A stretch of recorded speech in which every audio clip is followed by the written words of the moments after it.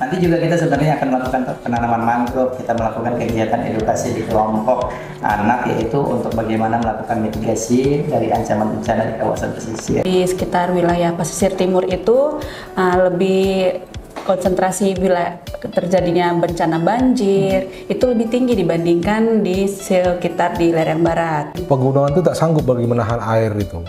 Nah, sehingga mereka meluncur saja, ibarat air tadi meluncur langsung ke pantai. Dan ini terjadi beberapa kali ada longsor, ya. Makanya ada longsor tadi seperti itu. Bencana itu tidak bisa diduga kapan dan di mana. Tidak pernah mereka ngasih tahu akan terjadi gempa ataupun bencana. Kalau mereka kasih tahu berarti itu hoax. Dengan kata lain, mari kita siap siaga.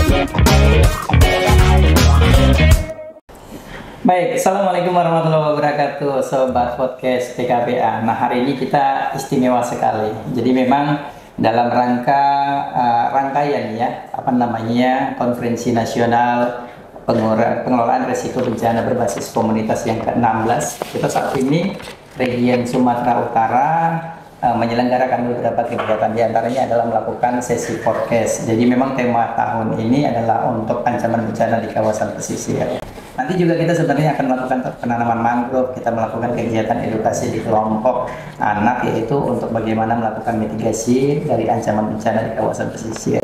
Nah, sesi kali ini podcast kita dengan tema yaitu kenali ancaman bencana kawasan pesisir di Provinsi Sumatera Utara dan bagaimana upaya mitigasinya. Dan hadir pada hari ini yaitu narasumber kita yang hebat-hebat, yaitu yang pertama yaitu Ibu Marta Rosevina Manur, MSI ya Bu ya. Jadi beliau ini adalah BMG Madya BBMKG Wilayah 1 Medan. Dan yang kedua tentunya yang paling tampan di antara kami bertiga yaitu Bapak Manutur Parulian ya Pak ya. Bapak Manutur Parulian Naibaho, beliau adalah Kepala Bidang Pencegahan dan Kesiapsiagaan Badan Penanggulangan Bencana Daerah Provinsi Sumatera Utara. Izin Pak, langsung dan Ibu Marta, pertanyaan pertama saya ingin tanyakan, sebenarnya BMKG ini ya, nanti Bu Marta dulu lalu juga Pak Kabit boleh menjawab. BMKG ini punya mandat apa dalam kerja-kerja utamanya seperti itu? Oke, nah BMKG itu memiliki tupoksi untuk membuat perkiraan cuaca, lalu mengamati cuaca, lalu menyebarkan cuaca itu sendiri, baik dari data-datanya maupun dari informasi perkiraan cuacanya. Jadi selain cuaca ada informasi kualitas udara juga ada, informasi iklim juga ada, dan yang terakhir gempa bumi. Nah, jadi segala informasi perkiraan cuaca itu memang tugas fungsi BMKG, karena BMKG satu-satunya lembaga non kementerian nih di Indonesia yang bertanggung jawab untuk membuat, menyebarkan, mengumpulkan informasi perkiraan cuaca. Nah, nanti dari informasi perkiraan cuaca itu sendiri diharapkan masyarakat dapat siap-siap kalau misalnya akan ada hujan lebat, akankah dari situ ada dampaknya seperti banjir, akan ada pohon tumbang, genangan atau bencana apapun, karena BMKG sudah memberitahu itu sebelumnya. Nah, seperti itu. Sebagai langkah antisipasi masyarakat dalam menghadapi situasi tersebut, gitu ya Bu Marta ya.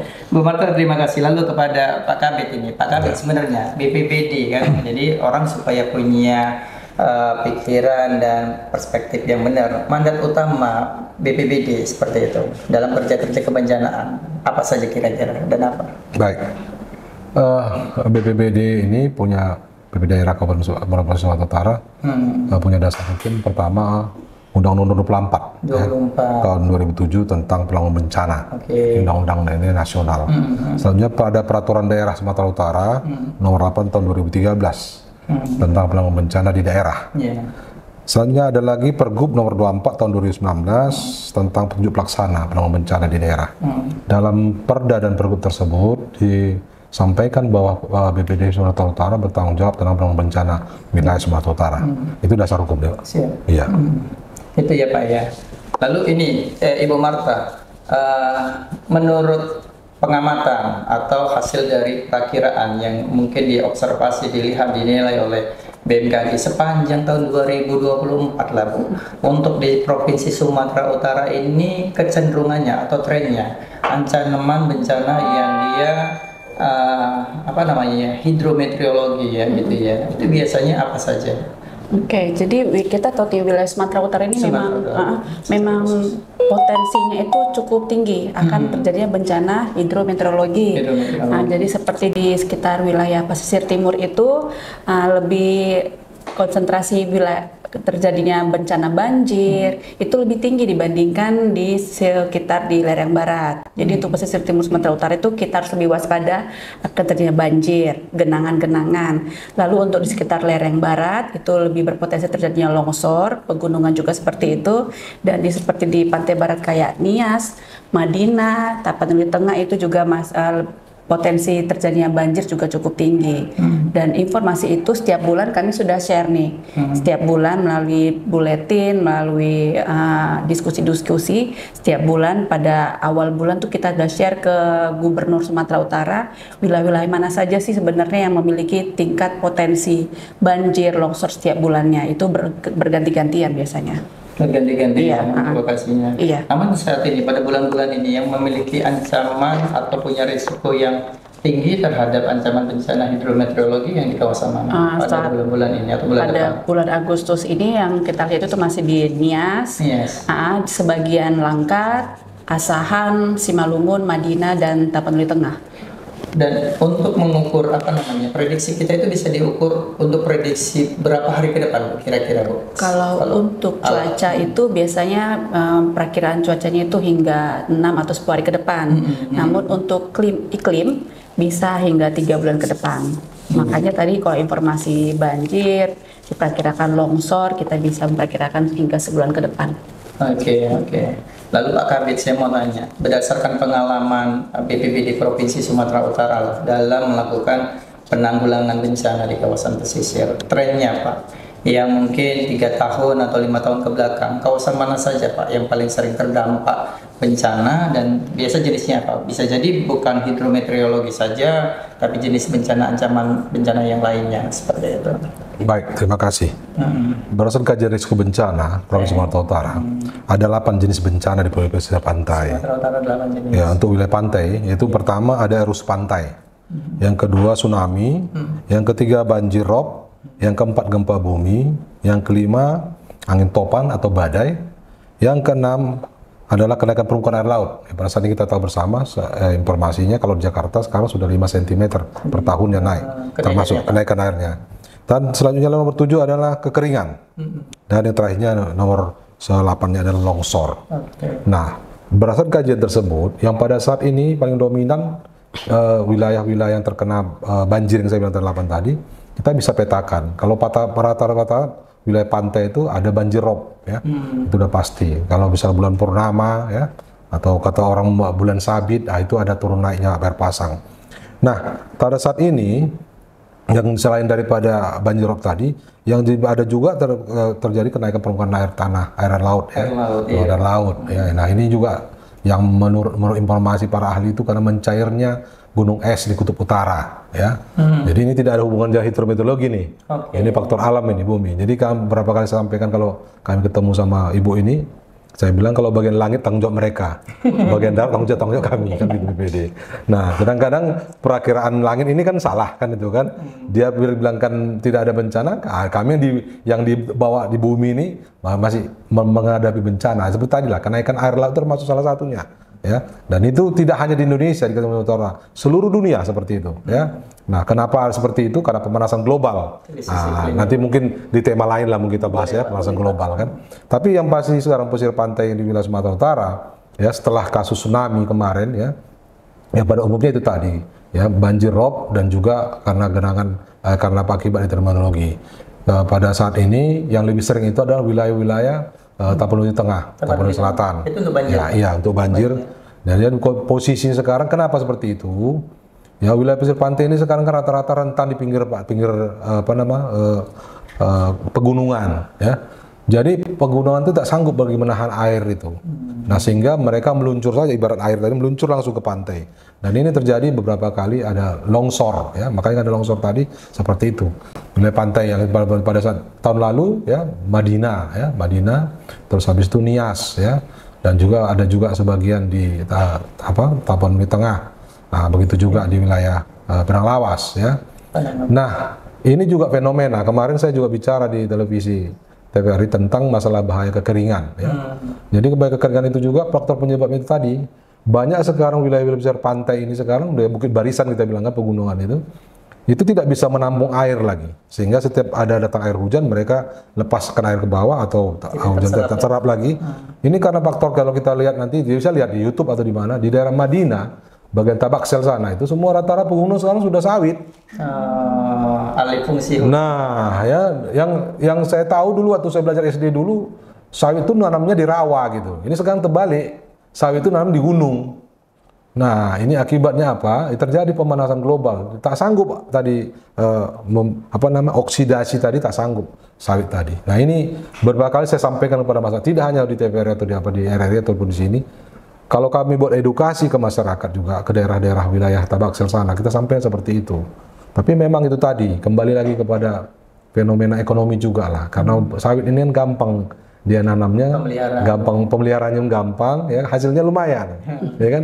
Tapi jangan salah, akibat dari sawit tadi banyak bencana-bencana yang harus dihadapi. Termasuk tadi, selain banjir, juga ada kerusakan tanah. Ya. Tanah itu kalau sudah sawit yang makan, karena satu sawit itu sampai 20 liter penyerapan per hari, bukan sebulan, 1 hari. Nah bayangkanlah di atas gunung sana seperti itu. Kita saja kalau di sana kurang air, tapi dia paksa air itu dari gunung itu. Nah, jadi oleh karena itu pada saat ini untuk wilayah pesisir pantai pada umum seperti itu. Longsor, naiknya permukaan air laut, ya, terus banjir rob. Itu pada umumnya. Kalau tsunami mudah-mudahan janganlah ya. Nah, itulah kira-kira untuk wilayah pesisir pantai yang kita kaji saat ini. Boleh. Demikian. Terima kasih banyak Pak Kabit. Iya. Lalu ini saya mau tanyakan ini kan untuk kedua-duanya para narasumber Bu Marta maupun Pak Kabit ya. Bagaimana kira-kira kalau BMKG ya, baik BMKG maupun BPBD ini menyebarluaskan informasi peringatan dini bagi komunitas yang berada di kawasan pesisir, khususnya ketika misalnya menurut kita akan ada prediksi ancaman bencana seperti itu. Kalau BMKG biasanya menggunakan kanal atau channel apa atau medianya apa saja yang dipergunakan? Jadi untuk di BMKG wilayah itu sendiri, kita tuh sudah melakukan kerjasama dengan TVRI, dengan radio.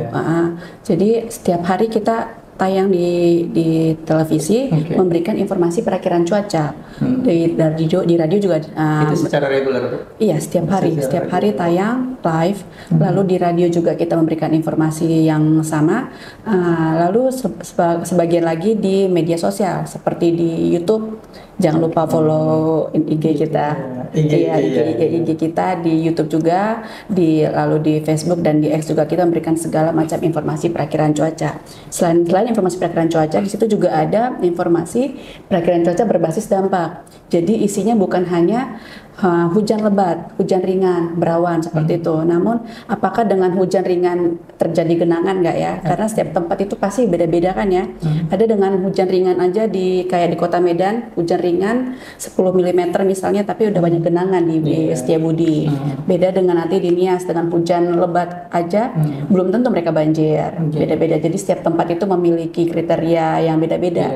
Makanya informasinya juga setiap hari kita sampaikan dari segala macam media sosial maupun dari televisi dan termasuk misalnya kayak saya kan ikut ya Bu ya, kayak di Aceh misalnya kita punya grup sistem informasi peringatan dini, mereka tuh setiap hari blast WhatsApp di grup-grup gitu juga dilakukan. Jadi kalau untuk di BMKG 1 kita belum ada ya. belum ada WhatsApp. Berarti yang melakukannya UPT biasanya Bu? Iya betul. Oke.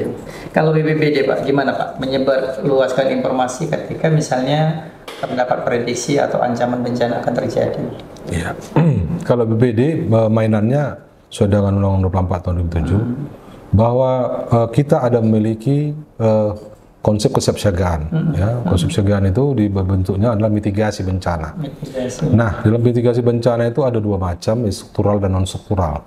Kalau struktural dia itu bentuk fisik, ya mungkin pada saat ini kita buat pemecah ombak di wilayah Sumatera Utara yang khusus untuk menahan apabila terjadi banjir rob dan lain-lainnya. Tapi yang paling utama yang pada saat ini adalah non struktural.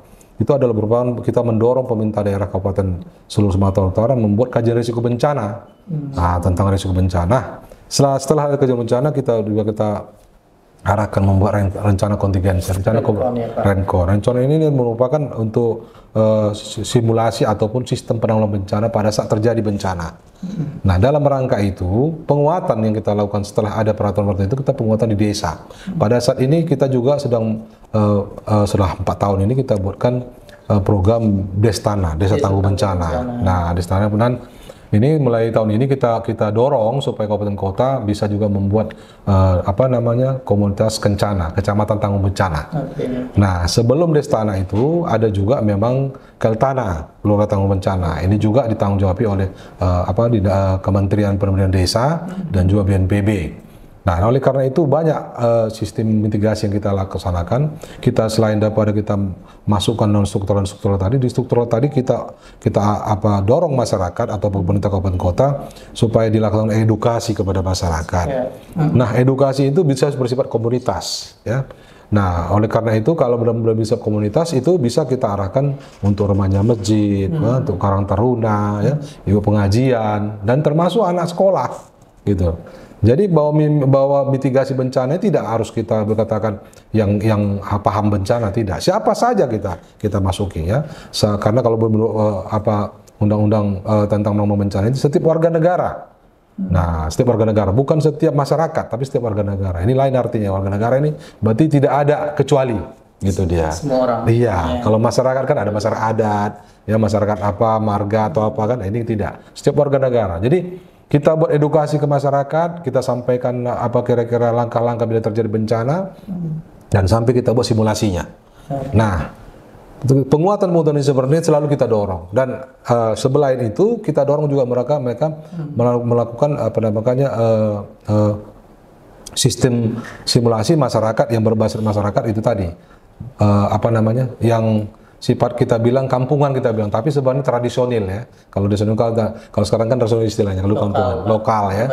Iya, berbasis lokal. Itu contoh misalnya kan early warning system EWS-nya. Itu misalnya bentuk kentongan, kan itu kan. Nah, mungkin tua masjid. Ketika itu terjadi banjir, terjadi bencana di pesisir pantai, ya, atau hujan longsor dan lain-lain, mereka perlu kentongan, gitu. Nah, karena kalau diharapkan nanti pakai WhatsApp nggak sempat, gitu. Nggak sempat. Sinyal. Iya, belum gangguan sinyal. Begitu baca WhatsApp dia udah banjir rumahnya. Kapan dia larinya, kan itu. Nah, jadi dengan kita dorong mereka kebijakan lokal seperti itu, ya, melalui toa masjid, melalui kentongan tadi, dan semua apa kira-kira yang bisa di masyarakat, mungkin melalui edukasi tadi, atau gerakan kita buat gerakan menghayukan masyarakat, membentuk lagu, ya, seperti kemarin di Aceh itu banyak, saya orang Aceh tahu itu kan. Nah, ada lagu-lagu yang memang mendorong masyarakat supaya berhati-hati terhadap bencana. Semong, ya, Pak. Nah, semong itu bagian daripada itu, gitu loh. Nah, kearifan lokal, dan ini kita dorong supaya masyarakat tetap mengaktifkan hal itu. Nah, kembali kepada kabupaten daerah, kabupaten kota, apakah mereka siap untuk itu? Nah, karena situasi kondisi sekarang kan kita tahu kan, pergolakan politik lebih tinggi sekarang daripada ini. Tapi itu pun tidak ada masalah. Kita sebagai BPBD, perpanjangan tanah BNPB di daerah, kita tetap eksis untuk membantu masyarakat. Kita berikan pelayanan terbaik, kita dorong masyarakat supaya berhati-hati menghadapi bencana. Demikian saya rasa. Ya, Pak, ya. Termasuk Pak, saya ingin memastikan, apakah misalnya tadi kan sedikit Bapak menyampaikan bahwa termasuk menyusun rencana kontingensi, menyusun kajian risiko bencana. Apakah kalau misalnya masyarakat ingin difasilitasi, ya, minta dong BPBD memfasilitasi kami bagaimana menyusun kajian risiko bencana dan menyusun rencana kontingensi, itu bisa? Bisa. Ya, mekanismenya mereka bersurat. Iya, jadi untuk rencana kontingensi ataupun kajian risiko bencana yang paling dasar itu sekarang di desa. Itulah desa tangguh bencana, dan itu wajib mereka punya kajian risiko bencana desa. Nah, baru mereka buat rencana kontingensi. Rencana kontingensi itu ada rencana operasi. ketika terjadi bencana. Mereka sebelum membuat kepada kita, mereka konsultasi ke kabupaten dulu. Nah, nanti kabupaten baru bersurat kepada kita. Kenapa seperti itu? Karena yang punya wilayah itu kan kabupaten, kan gitu kan? Yes. Nah, jadi kita tidak mau nanti mereka tersinggung kan, begitu kan? Kecuali zaman dulu. Nah, kecuali zaman dulu kan gitu, langsung pemerintah provinsi yang turun ke desa. Nah, demikian saya rasa. Ya, Pak Kabid, terima kasih banyak. Tadi Pak Kabid sudah menyinggung-nyinggung kan pada beberapa program-program yang dilakukan oleh BPPD, termasuk Destana, Kaltana, seperti itu ya. Lalu ini saya mau tanya kepada Bu Marta sendiri. Kalau di BMKG sendiri, ada tidak program yang dikembangkan untuk membangun kesiapsiagaan atau ketangguhan komunitas masyarakat? Nah, tadi informasi perakiraan cuaca peringatan dini itu juga selain di media sosial, kita juga punya komunitas, punya grup, di WhatsApp, dan itu namanya grup siaga banjir di tebing tinggi. Karena kita tahu wilayah tebing tinggi itu sangat riskan akan potensi bencana banjir, walaupun mungkin lebih sering karena dari aliran sungai Simalungun, wilayahnya lebih rendah kan ya. Nah, jadi informasi besok pada jam segini ini air sungai sudah seperti ini tingginya. Jadi kami sudah memberikan informasi perakiraan cuaca. Jadi biasanya teman-teman komunitas di tebing tinggi udah siap-siaga tuh. Sudah memantau ya bagaimana kalau misalnya semakin tinggi mungkin mereka akan melakukan hal-hal yang bisa mencegah banjir tebing tinggi.